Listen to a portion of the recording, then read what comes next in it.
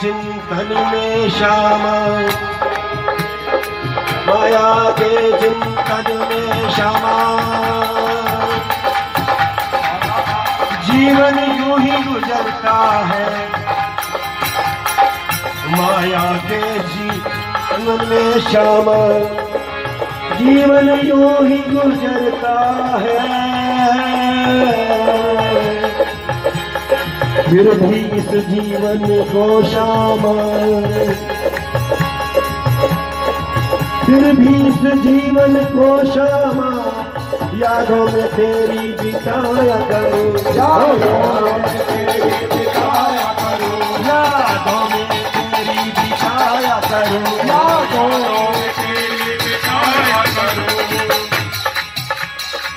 राधा नाम से सबकी समाधि लगी क्या? सुखदेव जी की तरह राधा राधा राधा राधा राधा राधा राधा